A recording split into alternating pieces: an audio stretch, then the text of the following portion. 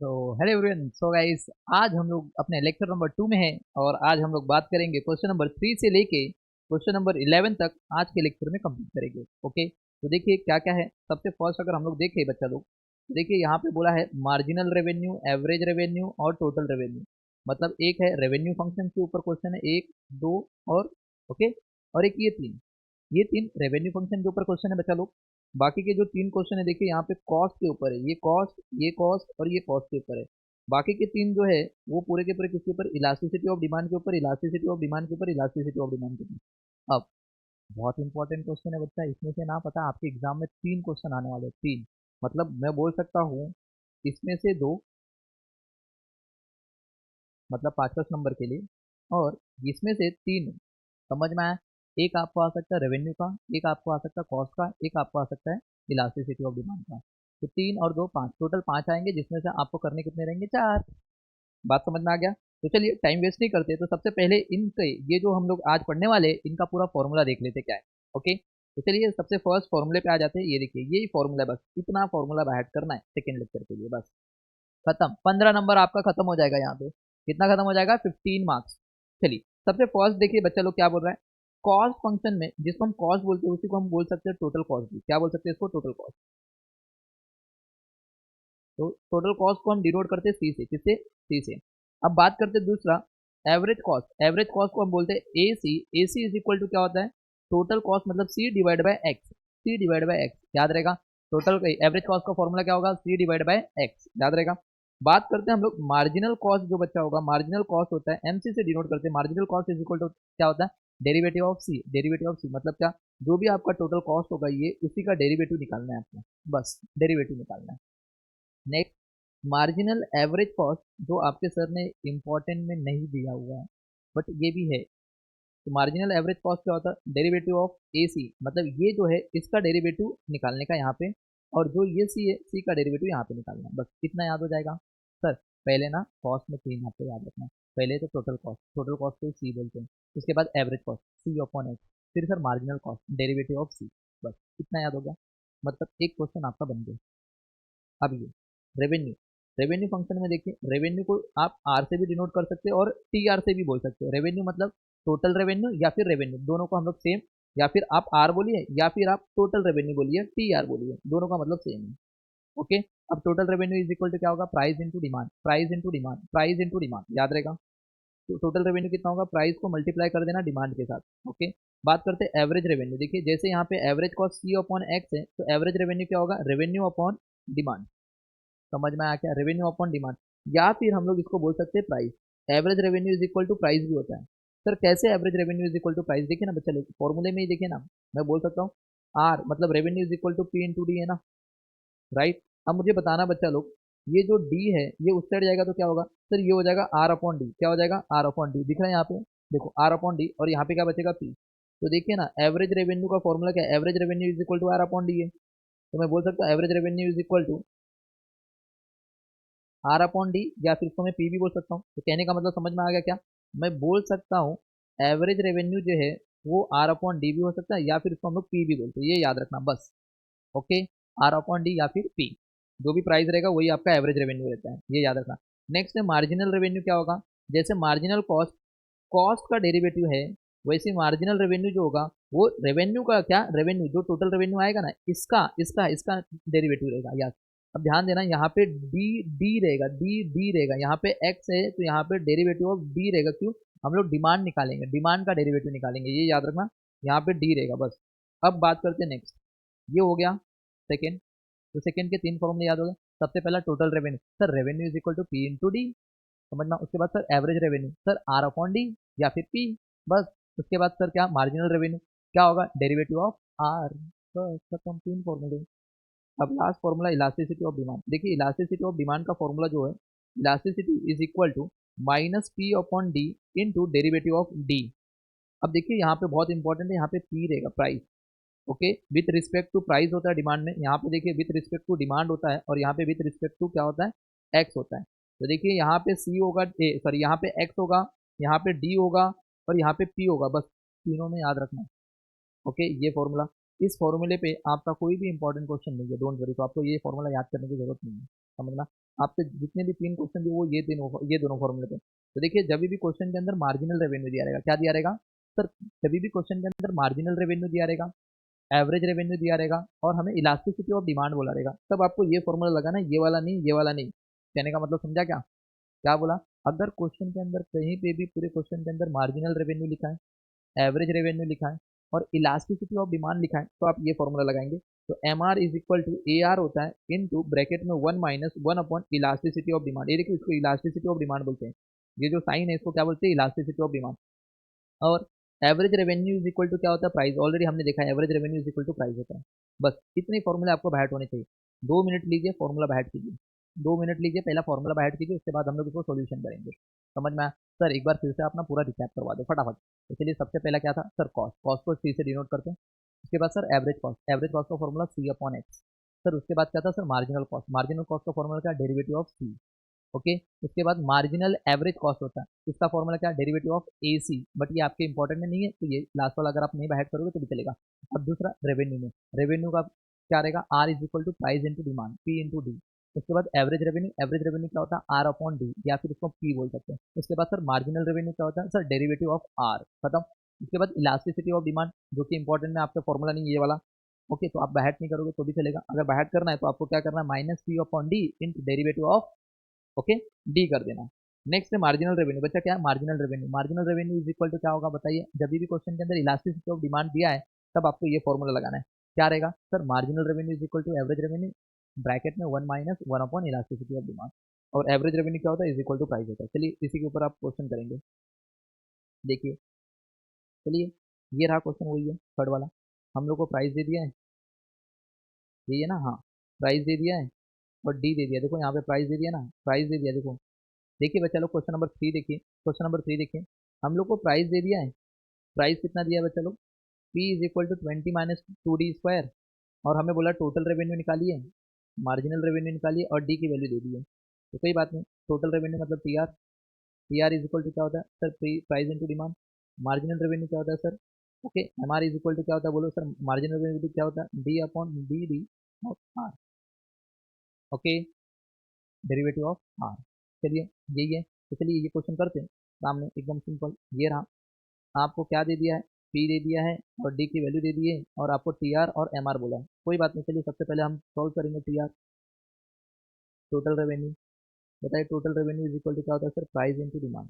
क्या पी आपको दिया? हाँ सर, प्राइस दिया है 20 माइनस 2D स्क्वायर इंटू, ये डी है ना, ये क्या है? डी है, ये याद रखना, इसको क्या बोलते हैं? डी बोलते हैं। प्राइस इंटू डिमांड है ना, ये डी है, थोड़ा ध्यान देना। तो देखिए प्राइस की जगह पे पूरा पी ये लिख दिया इंटू ये वाला डी। चलिए अब डी क्या होगा? इसके साथ मल्टीप्लाई होगा तो क्या होगा बच्चा लोग? सर इसके साथ मल्टीप्लाई होगा तो 20D हो जाएगा, माइनस 2D, इसके साथ मल्टीप्लाई करो 2D स्क्वायर, तो ये हो जाएगा 2D का क्यूब। होगा टोटल रेवेन्यू। अब बोला डिमांड की वैल्यू कितनी रखनी है? 2। डी की वैल्यू कितनी रखनी है? 2। तो पुट कर दो, पुट डी की वैल्यू 2 रखना है, रख दीजिए। तो क्या हो जाएगा सर? 20, यहाँ पे 20 हो जाएगा और डी की जगह पे 2 रखना है, तो ये हो जाएगा 2 माइनस 2 एंड 2 का क्यूब। डी की वैल्यू क्या रखना है सर? डी की वैल्यू 2 रखना है, इसका क्यूब कर दो। सर ये हो जाएगा 40 माइनस 2 का क्यूब 8, 8 इंटू 2 करोगे तो 16 होता है। और 40 में से 16 माइनस कर दो सर, 24 आ रहा है। क्या हमें टोटल रेवेन्यू मिल गया? यस सर, टोटल रेवेन्यू मिल गया, सिंपल, कुछ नहीं था। चलिए सर उसके बाद मार्जिनल रेवेन्यू बोला, M R. M R is equal to क्या होगा sir? Sir derivative of R. तो देखिए रेवेन्यू मतलब टी आर। टी आर का आंसर क्या है? ये है ना टी आर का आंसर, तो ये रहेगा, इसका डेरिवेटिव निकालना है। तो मैं बोलूँगा D upon D D, 20D minus 2D का क्यूब, याद रहेगा।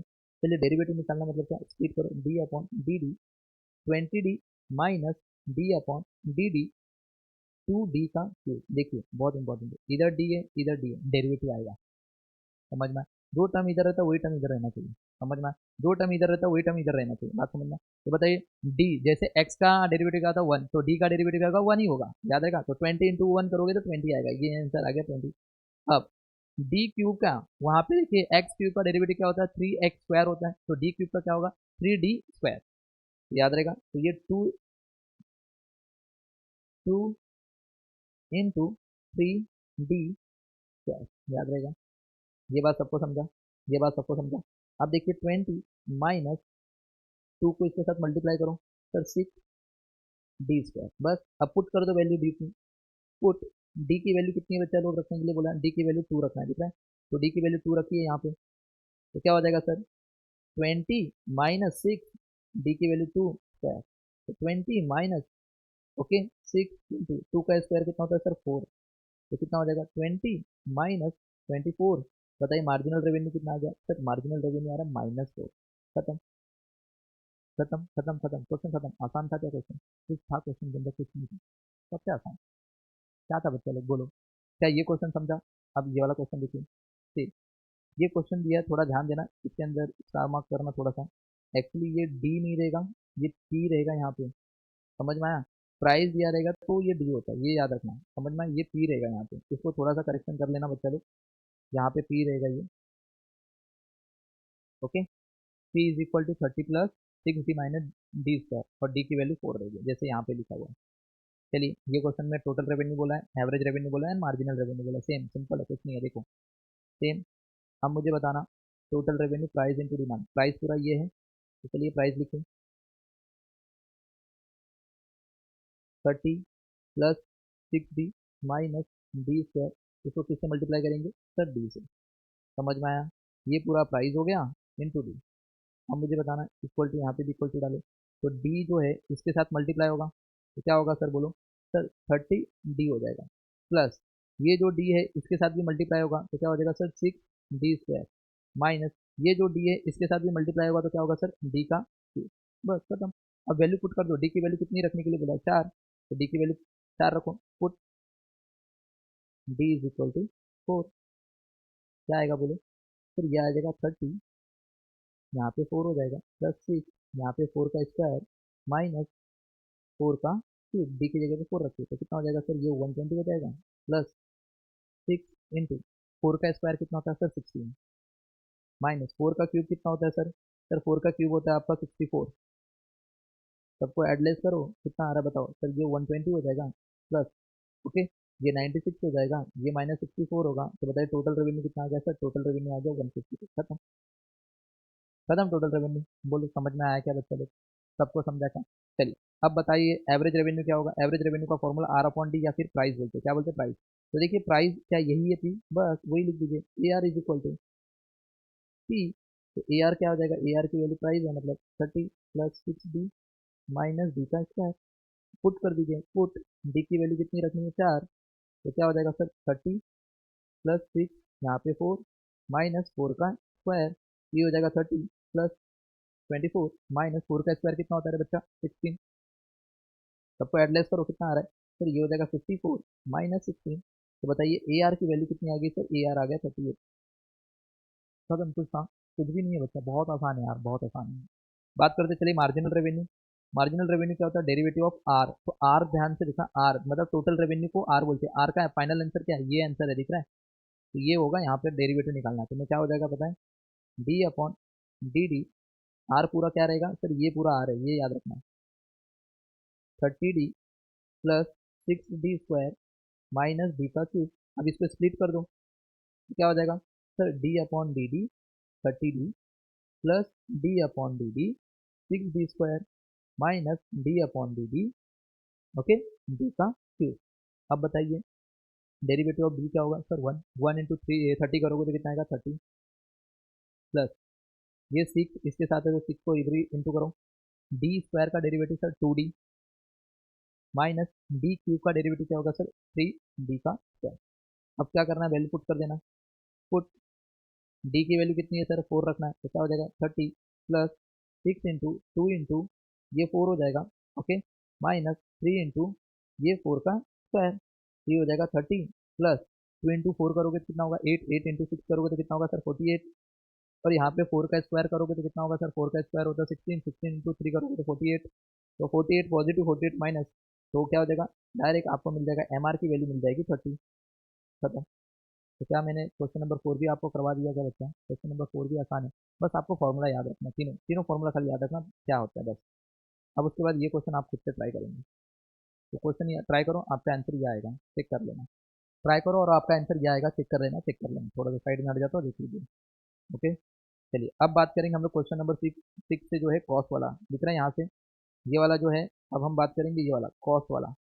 ठीक है, यहाँ पे बोला the cost of producing x item. देखिए कॉस्ट बोला है ना, कॉस्ट का मतलब होता है सी, मतलब हमें सी की वैल्यू दे दी है x square plus 10x plus 25, ये याद रखना। ठीक है, हमें क्या बोला है, टोटल कॉस्ट निकालिए, एवरेज कॉस्ट निकालिए और मार्जिनल कॉस्ट निकालिए और एक्स की वैल्यू 10 दी हुई है।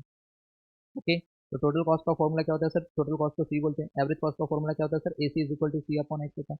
मार्जिनल कॉस्ट क्या होता है sir, M C is equal to क्या होता है सर, डेरिवेटिव ऑफ सी, बस यही फॉर्मूला है। चलिए देखते हैं फटाफट।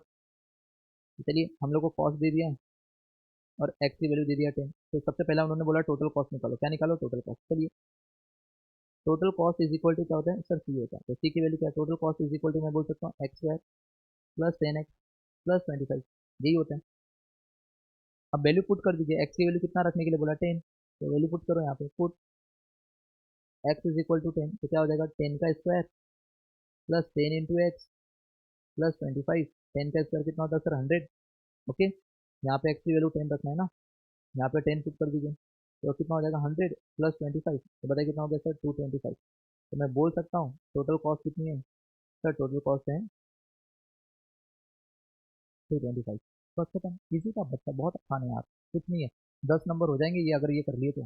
5 नंबर का रेवेन्यू वाला, 5 नंबर का ये, और एक 5 नंबर का इलास्टिसिटी ऑफ डिमांड।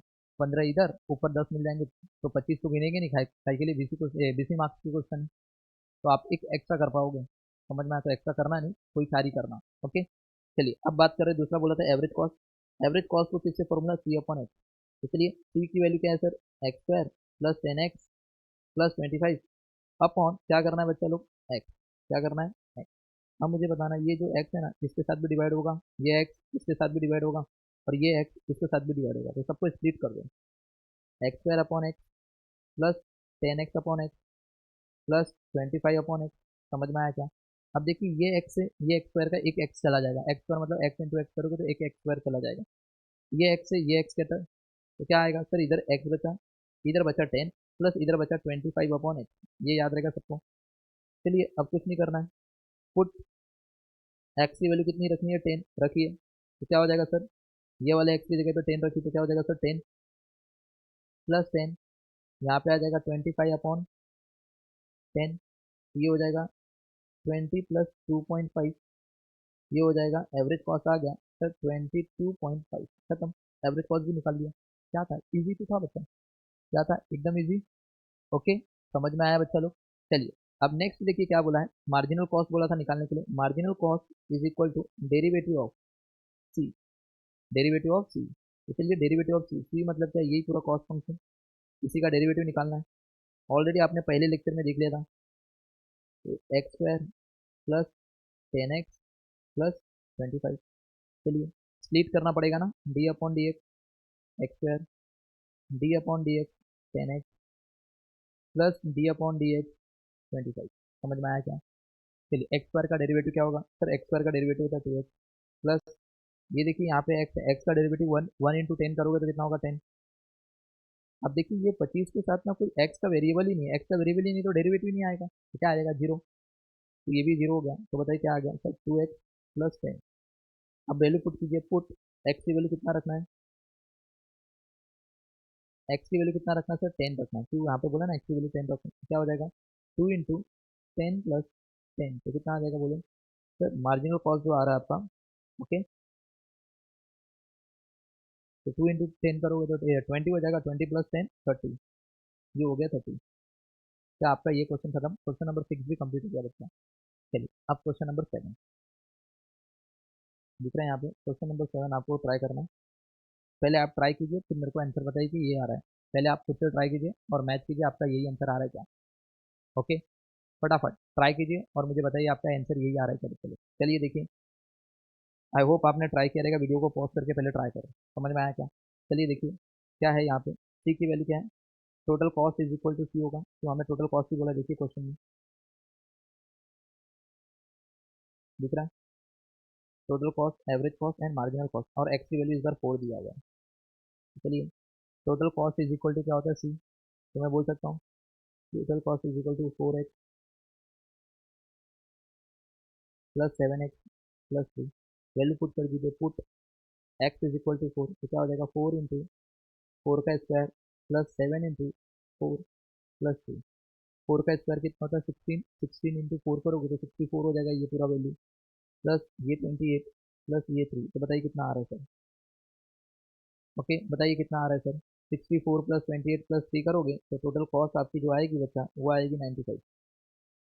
समझ में आया क्या? चलिए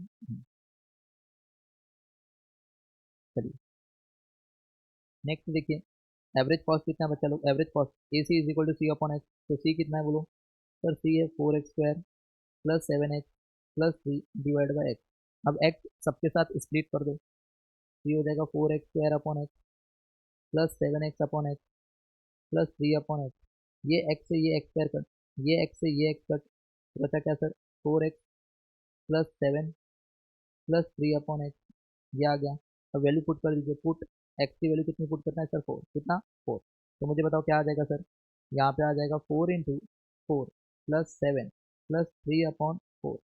तो 4 इंटू 4 करोगे तो 16 होता है, प्लस ये 7 हो जाता है, प्लस यहाँ पे इसको करोगे तो 0.75 आएगा। ओके 3/4 करोगे तो 0.75 आएगा, तो प्लस कर दिए, प्लस 7 प्लस 16 सर 23.75, 23.75 कितना आ जाएगा 23.75 आपका आ गया एवरेज कॉस्ट। खत्म।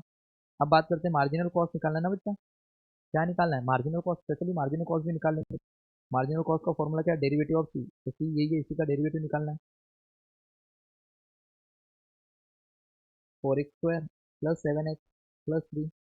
तो ये स्प्लिट करना पड़ेगा ना, D upon D x 4x square plus D upon D x 7x plus D upon D x 3। ये बात सबको समझा क्या?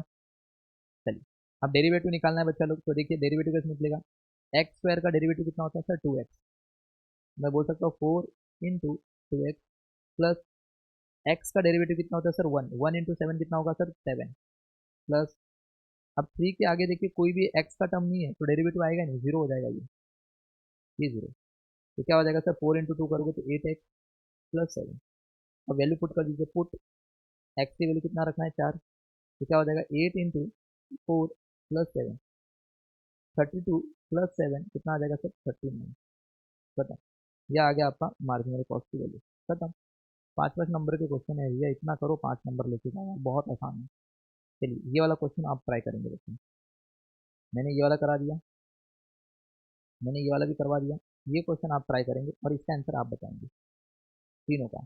इसका आंसर आप लोग बताएंगे बच्चा लोग, प्लीज़ वीडियो को पॉज करके सॉल्व करो और आंसर मुझे बताओ क्या आएगा। ये रहा उसका आंसर, एक बार चेक कर लेना, आप करके देखना पहले, पहले करके देखो ये आंसर आ रहा है क्या आप लोगों का। ओके ये आंसर आना चाहिए। ओके वीडियो को पॉज कीजिए और ट्राई कीजिए आप लोगों का यही आंसर आ रहा है क्या बच्चा लोग। ओके देखिए देखिए आ रहा है क्या आंसर, प्लीज़ अपने मन से ट्राई करना है और किसी का कॉपी नहीं करना है। ओके ये यही देख के कॉपी मत कर लो, समझ में आया क्या? तो चलिए अब लास्ट जो बचा है हम लोग का, ये वाला फॉर्मूला वाला, ये वाले फॉर्मूले का, इसका भी मैंने करवा दिया, इसका भी हो गया। अब बात करते हैं इसका। ओके तो चलिए देखिए कौन सा बोला है आपके क्वेश्चन में, बोला है elasticity of demand find out कीजिए, बट आपको एमआर और प्राइस दिया है। मैंने बोला था प्राइस रहेगा तो उसको अपन क्या बोलने का, प्राइस को क्या बोलने का एआर बोलने का, average revenue is equal to 70 हो गया, ये प्राइस का ही मतलब एआर हो जाता है। आपको मार्जिनल रेवेन्यू भी दिया और एवरेज रेवेन्यू भी दिया, आपको इलास्टिसिटी ऑफ डिमांड पूछ रहा क्या है। तो देखिए बच्चा आपके पास इलास्टिसिटी ऑफ डिमांड के दो फॉर्मूले हैं, एक तो ये वाला फॉर्मूला और एक ये वाला फॉर्मूला।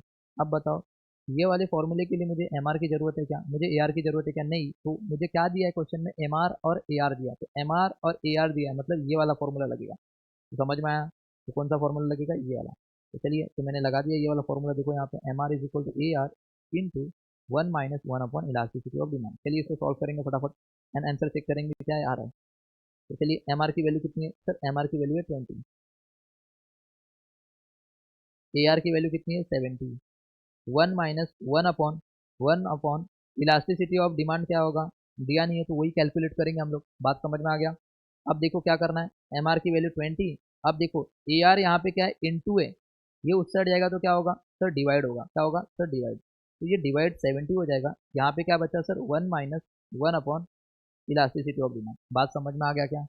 अब देखिए बच्चा लोग, अब मेरे को बताना है ये 1 जो है इस साइड प्लस है, उस साइड जाएगा तो क्या होगा सर माइनस होगा। तो मैं बोल सकता हूँ 20 divide by 70 -1 is equal to -1 upon elasticity of demand, बात समझ में आया। अब मेरे को बताना, ये जो 70 है वो इसके साथ मल्टीप्लाई होगा ना, तो ये कुछ ऐसा दिखाई देगा, 20 minus 70 divide by 70 is equal to -1 upon elasticity of demand. देखिए 20 में से 70 गया तो -50 आएगा, divide by 70 is equal to -1 upon elasticity of demand. ध्यान से सुनना, ये पूरा टर्म डिवाइड के फॉर्म में, इस साइड आएगा तो इनटू के फॉर्म में हो जाएगा, मतलब जो नीचे है वो ऊपर, जो ऊपर है वो नीचे। और ये देखिए यहाँ पे डिवाइड के फॉर्म में, ये उस साइड जाएगा तो क्या होगा, फिर ये उस साइड जाएगा तो ऊपर हो जाएगा। इलास्टिसिटी ऑफ डिमांड वहाँ पहुंच गया, यहाँ पे -1 है। अब ये पूरे टर्म को इस साइड लेकर आओगे ना, तो नीचे वाला टर्म क्या होता है ऊपर, ऊपर वाला टर्म नीचे हो जाएगा। तो नीचे वाला टर्म क्या है सर 70, और ऊपर वाला टर्म क्या है सर -70। ये माइनस से माइनस कैंसिल। बताइए इलास्टिसिटी ऑफ डिमांड कितना आ गया सर, 70/50। कैलसी सबके पास है, 70 डिवाइड बाई 50 कीजिए सर 1.4। तो इलास्टिसिटी ऑफ डिमांड कितना 1/1.4। खत्म। क्या किया, सिंपल था क्या। इलास्टिसिटी ऑफ डिमांड समझ में आया क्या बच्चा लोग, इलास्टिसिटी ऑफ डिमांड सबको समझ में आया क्या किया मैंने। चलिए अब नेक्स्ट देखिए बच्चा लोग, ये वाला क्वेश्चन, क्वेश्चन नंबर 10। देखिए क्वेश्चन नंबर 10 में क्या बोला सेम, क्वेश्चन नंबर 10 में भी बोला है मार्जिनल रेवेन्यू दिया है, ओके, और एवरेज रेवेन्यू दिया है, और आपको इलास्टिसिटी ऑफ डिमांड बोला है सेम इसके जैसे 9 के जैसे ही है। चलिए कर लेते ये भी। तो देखिए फॉर्मूला लगाएं, marginal revenue 50, average revenue 75, 1 - 1 upon elasticity of demand. ये 50 है, ये 75 इनटू के फॉर्म में, उस साइड जाएगा तो डिवाइड के फॉर्म में हो जाएगा। यहाँ पे क्या बचेगा 1 - 1 अपॉन इलास्टिसिटी ऑफ डिमांड। अब ध्यान से सुनना, ये 1 देखिए यहाँ पे प्लस के फॉर्म में है, दिख रहा है प्लस माइनस है, तो प्लस के फॉर्म में, ये उस साइड जाएगा तो माइनस के फॉर्म में हो जाएगा। 50/75 -1, तो यहाँ पे क्या बचा -1 अपॉन इलास्टिसिटी ऑफ डिमांड। अब ये 75 इसके साथ मल्टीप्लाई होगा तो क्या होगा सर, 50 - 75 डिवाइड बाय 75, और यहाँ पे आएगा -1 अपॉन इलास्टिसिटी ऑफ डिमांड। तो इधर होगा -25 डिवाइड बाय 75, और यहाँ पे होगा -1 अपॉन इलास्टिसिटी ऑफ डिमांड।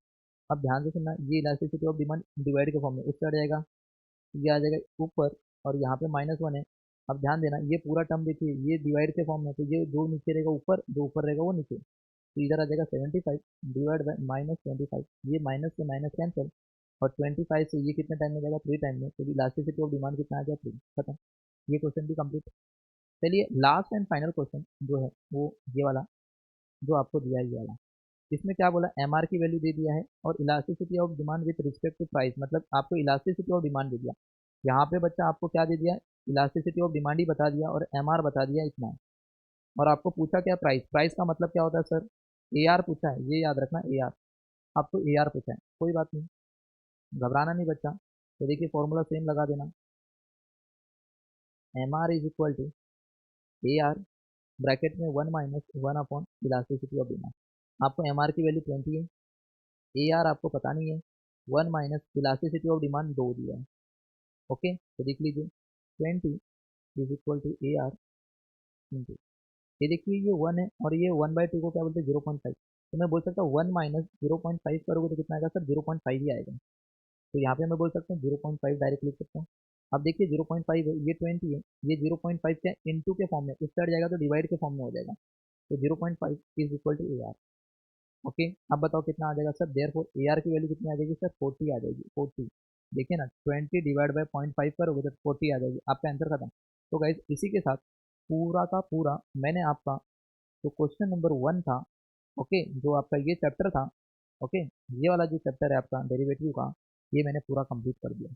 इसके बाहर से कुछ भी नहीं आएगा आपके एग्जाम में, जो भी है आपके इंपॉर्टेंट मैंने आपके सामने करके दे दिया। तो आई होप आपको समझ में आया होगा। तो नेक्स्ट लेक्चर में हम ट्राई करेंगे कोई नया चैप्टर देखेंगे, ओके। तो अभी विदा लेते हैं, okay, bye bye and take care and all the best everyone. अच्छे से पेपर लिखना।